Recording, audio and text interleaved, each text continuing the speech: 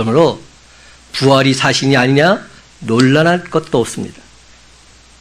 반대 원리로 예수님의 부활이 사실이라면 하나님이 정말 살아계신 것도 분명한 사실입니다. 여러분, 오늘은 예수님께서 사망 권세 이기시고 부활하신 부활절입니다. 예수님께서 부활하신 이 기쁘고 복된 날, 우리 옆 사람과 한번 이렇게 인사하십시다. 하나님은 살아계십니다. 또 한번 인사하십시다. 예수님 부활하셨습니다. 그렇습니다. 하나님은 살아계십니다. 예수님은 부활하셨습니다. 사랑하는 성도 여러분, 우리가 믿는 기독교 신앙의 핵심은 예수 그리스도의 십자가와 부활 사건입니다. 교회의 본질도 예수 그리스도의 십자가와 부활 사건에서 비롯되고 있습니다. 맨 처음 교회 성도들은 자신들 스스로 부활의 증인으로 이해했고 교회는 이 부활의 증인 공동체였습니다. 또 한 사람이 죄에서 구원받아서 하나님의 자녀가 되는 것도 예수 그리스도의 십자가와 부활 사건에 근거를 두고 있습니다. 이와 동시에 예수 그리스도의 부활은 기독교가 다른 종교와 어떻게 다른지, 예수 그리스도가 과연 누구인지를 분명히 밝혀주는 사건입니다. 예를 들어 봅니다. 불교에는 부활이라는 단어는 없습니다. 석가탄신일은 있지만 부활절은 없습니다. 석가는 죽었고 부활하지 못했습니다. 그러나 불교는 생명을 말할 수 없습니다. 죽음의 문제를 해결해 주지 못합니다. 그러나 예수님은 사망 권세 이기시고 부활하셨습니다. 그러므로 부활하신 예수 그리스도 바로 그분을 믿는 우리도 사망 권세 이기고 부활하게 될 줄로 믿습니다. 우리 주님 품 안에서 영생의 기쁨과 감격을 누리게 될 줄로 믿습니다. 그렇습니다, 여러분. 이 땅에 수많은 종교들이 있지만 죽음의 문제를 해결한 종교는 없습니다. 사망아, 너를 이기는 것이 무엇이냐? 지금까지 사망을 이긴 인간 아무도 없습니다. 누군가 기독교를 무너뜨리고 싶은 사람이 있다면 예수님이 묻힌 무덤을 파려내면 됩니다. 그렇게 되면 기독교는 하루아침에 무너지고 말 것입니다. 그러나 아무도 그렇게 할 수 없습니다. 예수님은 죽은 자 가운데서 다시 살아나셨기 때문입니다. 그렇습니다. 예수님 그분은 사망 권세 이기시고 부활하사 승천하셨습니다. 그리고 예수님 그분은 지금도 살아계셔서 하나님 보좌 우편에 앉아 계십니다. 또한 예수님 그분은 장차 이 땅의 산자와 죽은 자를 심판하러 다시금 오실 것입니다. 성경은 예수님 부활에 관해서 400번 이상 반복적으로 기록하고 있습니다. 그런데 그 어디에서도 부활을 논쟁의 주제로 삼은 적이 없습니다. 학문적인 토론의 대상으로 설명한 적도 없습니다. 예수님 부활하실 것입니다. 예언했으며 예수님 부활하셨습니다. 선포했습니다. 그렇습니다. 그 어떤 사람도 그 어떤 종교도 흉내낼 수 없는 사실이 하나 있다고 한다면 예수님 부활하셨습니다. 바로 이 부활의 기쁜 소식인 줄로 믿습니다. 사랑하는 성도 여러분, 기독교 신앙은 다른 종교와는 다릅니다. 가르침이나 윤리는 비슷할 수 있습니다. 그러나 다른 종교는 죽음의 문제에 대한 답을 주지는 못합니다. 그렇지만 기독교 신앙은 죽음을 이긴 부활과 생명을 말하고 있습니다. 왜냐하면 예수님께서 사망 권세 이기시고 부활하셨기 때문입니다. 기독교 신앙은 사상이나 관념 위에 서 있지 않습니다. 분명한 역사적인 사건 위에 서 있습니다. 그렇습니다. 하나님의 사랑은 추상적인 것이 아니라 실제적인 사건입니다. 예수님이 부활하셨고 예수님 그분이 온 땅의 구원자는 사실, 너무나도 분명한 역사적인 사실입니다. 그렇기 때문에 저 유명한 신학자 칼바르트는 부활 설교는 짧을수록 좋다. 왜냐하면 예수님의 부활은 설명이 필요 없는 너무나도 분명한 역사적 사실이기 때문이다 말했습니다. 그런데 여러분, 부활이란 말 리서렉션이라고 표현하고 있는데요. 한자로는 이 부활을 어떻게 무슨 활이죠? 예, 다시불 활은 무슨 활? 살활, 살아날 활. 이런 다시 살아나는 것, 이것이 부활입니다. 이 다시 붙자는 회복할 복자로도 쓰이고 있죠. 그래서 광복절, 그러면 빛을 회복한 날이 광복절입니다. 이 붙자, 다시 붙자, 다시 사는 것, 이것이 부활인데 죽은 사람이 되살아나는 것을 말합니다. 그런데 이는 얼마 있다가 또다시 죽는 그런 되살아남이 아닙니다. 죽은 사람의 몸과 영혼이 영원토록 사는 것을 말합니다. 여러분, 사람들이 일시적으로 죽었다가 다시 살아나는 경우 있을 수 있습니다. 근데 다시 살아나도 그것은 영원한 것이 아닙니다. 얼마 안 있으면 또 죽습니다. 나사로, 사르밧 과부의 아들, 수넴 여인의 아들, 그들은 살아났지만 또다시 죽었습니다. 이것을 우리가 뭐라고 부르냐? 소생이라 부릅니다. 소생은 되살아날 소, 날생, 되살아나는 것. 언뜻 보면 똑같은 의미 같지만 전혀 똑같지가 않습니다. 소생과 부활은 다릅니다. 부활은 다시 살아남으로 영원히 죽지 않는 것. 이것을 말합니다. 다시는 죽지 않는 삶, 영생의 삶이 부활입니다. 고린도전서 15장 20절은 말합니다. 그러나 이제 그리스도께서 죽은 자 가운데서 다시 살아나사 잠자는 자들의 첫 열매가 되셨도다. 그렇습니다, 여러분. 예수님께서 바로 이 부활의 첫 열매로서 죽은 뒤에 썩지 않는 신비한 몸으로 다시 살아나셨습니다. 이것이 진짜 부활입니다. 이 부활신앙은 우리 기독교의 핵심 교리라 말할 수 있습니다. 그런데 부활절을 맞이한 오늘 시간 우리가 분명히 생각해야 할 것이 있습니다. 제가 오늘 드리고자 하는 말씀의 핵심이 바로 이건데요. 예수 부활과 부활의 주님과는 분명 차이가 있을 수 있다는 겁니다. 예수 부활과 부활의 주님 어떤 차이가 있을까? 그것을 한번 우리가 생각해 보자는 겁니다.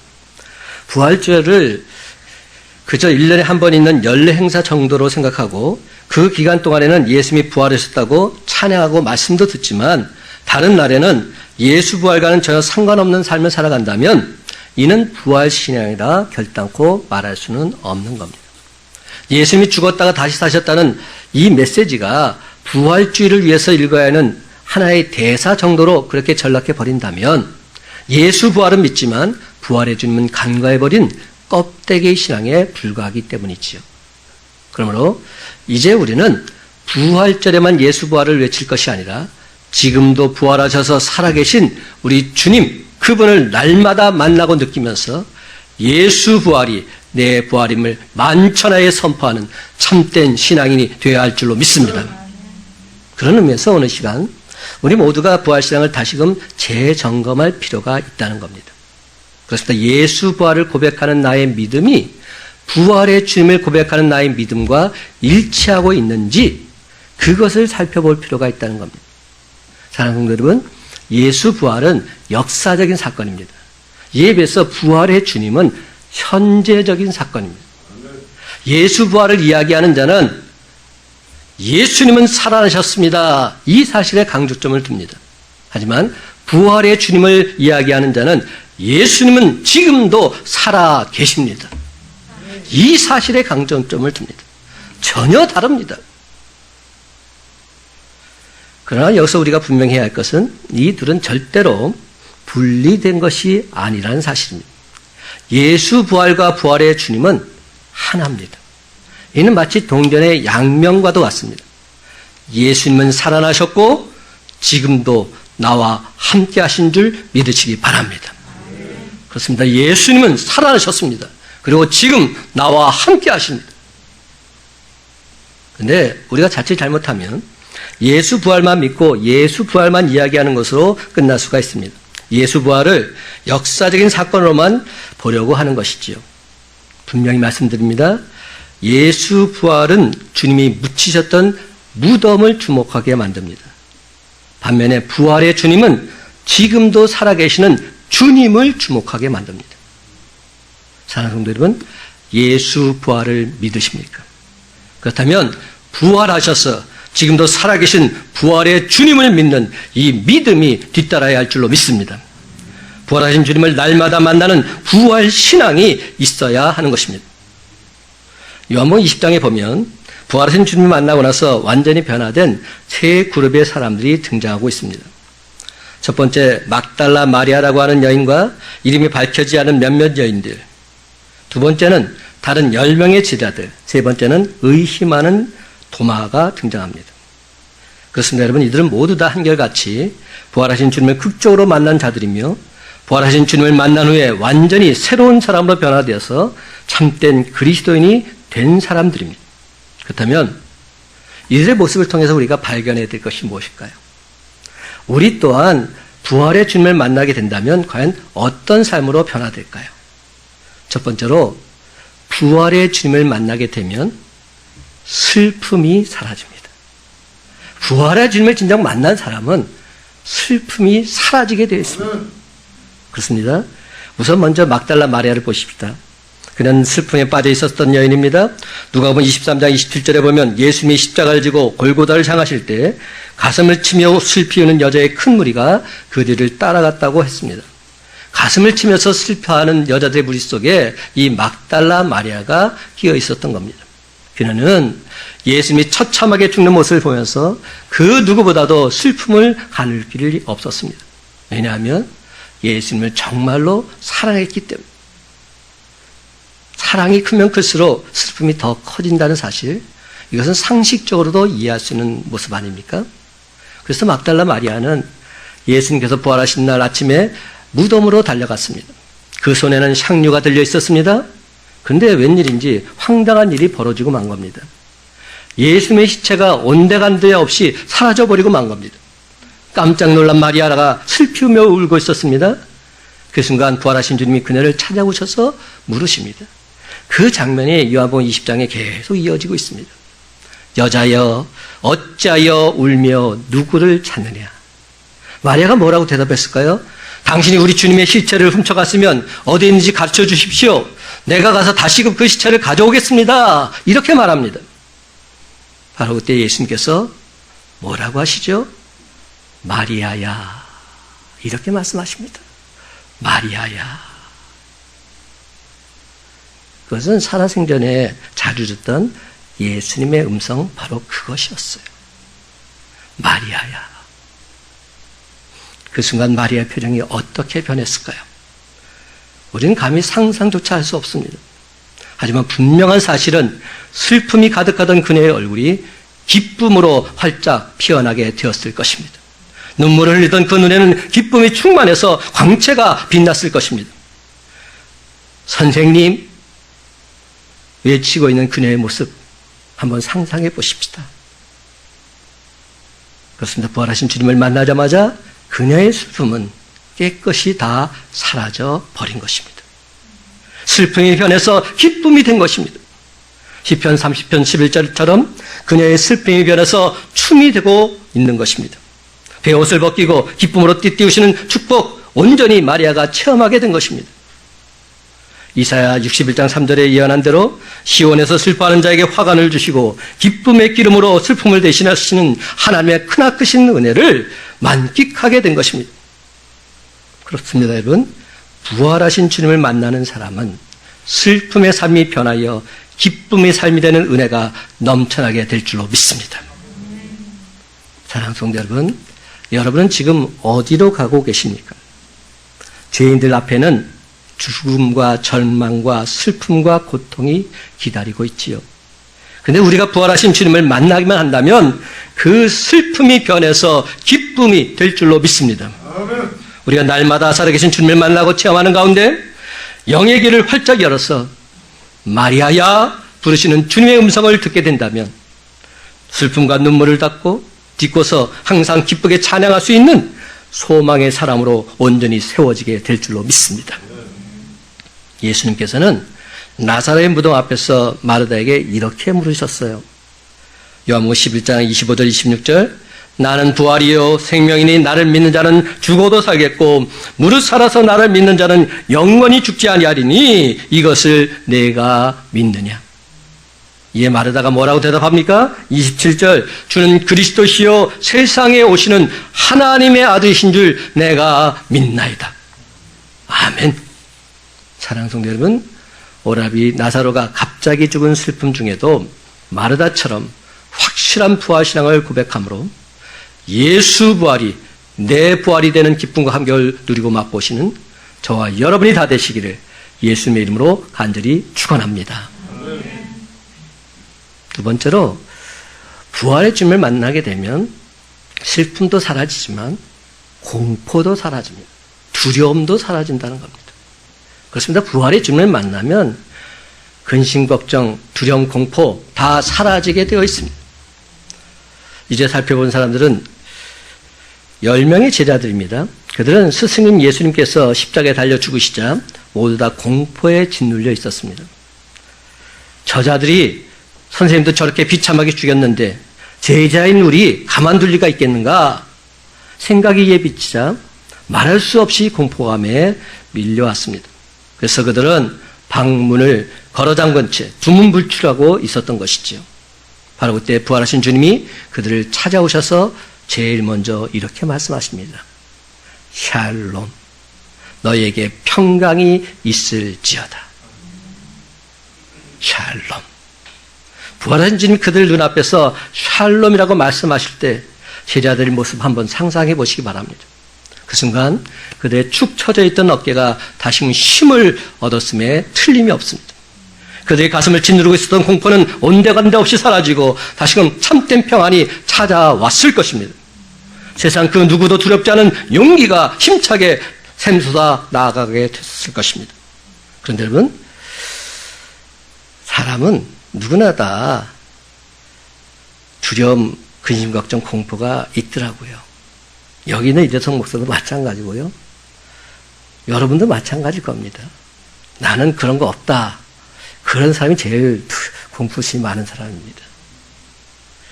동방의 의인이라고 말하는 욥조차도 갑자기 밀어닥친 환란에 심히 공포에 떨었다 하는 것을 성경을 통해서 발견합니다. 욥기서 3장 25절과 26절을 보면 이런 말이 있더라고요. 내가 두려워하는 그것이 내게 임하고 내가 무서워하는 그것이 내 몸에 미쳤구나. 나에게는 평온도 없고 안일도 없고 휴식도 없고 다만 불안만이 쌓여 있구나. 이게 욥이 한 고백입니다. 그래서 사람은 누구나 다 무서워하고 두려워하는 것이 있습니다. 공포심이 있다는 겁니다. 그 공포심은 부활하신 주님을 온전히 만날 때야 비로소 눈 녹듯 깨끗이 사라지게 되어 있습니다. 그래서 욥은 이렇게 그의 부활신앙을 고백합니다. 욥기서 19장 25절 26절 말씀, 내가 알기에는 나의 대속자가 살아계시니 마침내 그가 땅 위에 서실 것이라. 내 가죽이 벗김을 당한 뒤에도 내가 육체 밖에서 하나님을 보리라. 분명히 선포합니다. 욥의 부활신앙입니다. 여러분 성경 곳곳을 보면 구약에 난 모든 신앙의 사람들 부활신앙의 소유자임을 확신할 수 있습니다. 그렇습니다. 우리가 부활의 주님을 만나게 되면 두려움과 공포, 근심, 걱정은 다 사라지고 세상이 줄 수 없는 참된 기쁨, 평강이 넘쳐나게 될 줄로 믿습니다.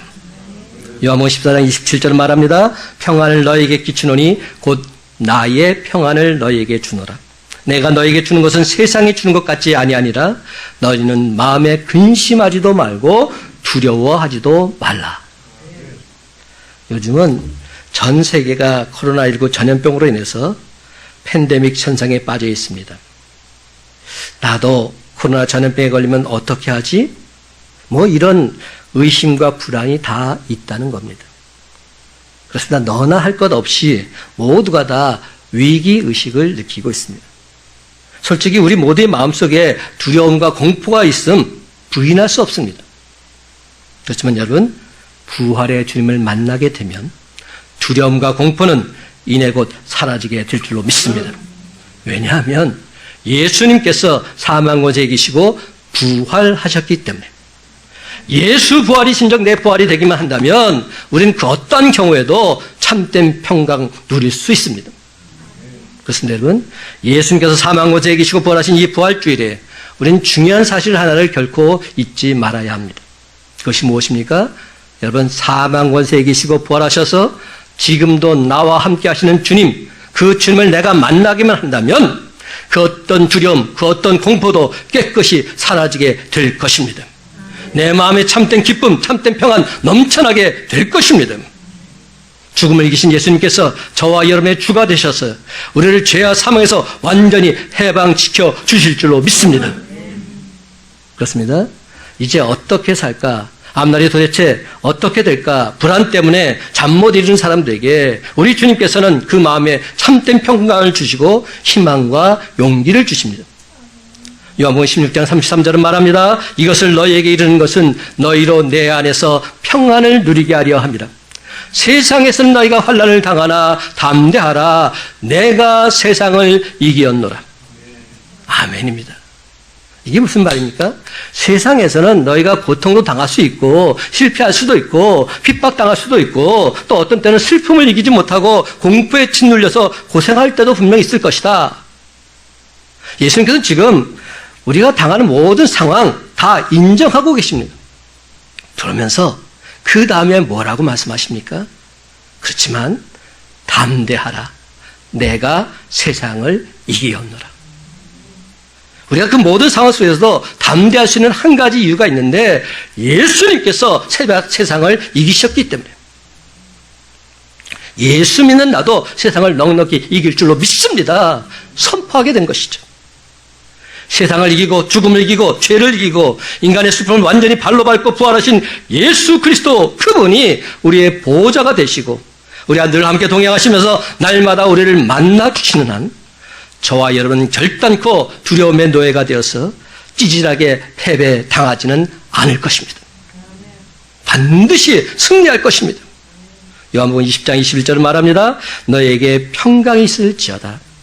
아버지께서 나를 보내신 것 같이 나도 너희를 보내노라. 샬롬. 여러분, 이 말은 부활하신 주님께서 두려움에 벌벌 떨고 있는 제자들에게 찾아오셔서 제일 먼저 주신 말씀입니다.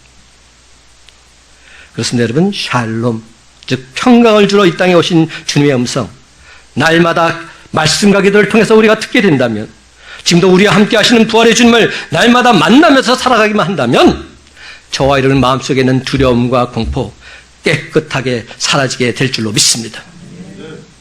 사랑하는 성도 여러분, 우리 주님께서 사방 권세에 계시고 부활하신 이 기쁘고 복된 날, 주님 전에 나와 예배드리고 있는 저와 여러분 모두에게도 샬롬, 평강의 축복이 동일하게 임하게 되시기를 예수님의 이름으로 간절히 축원합니다. 마지막 세 번째로 부활의 주님을 만나게 되면 의심 또한 사라지게 되어 있습니다.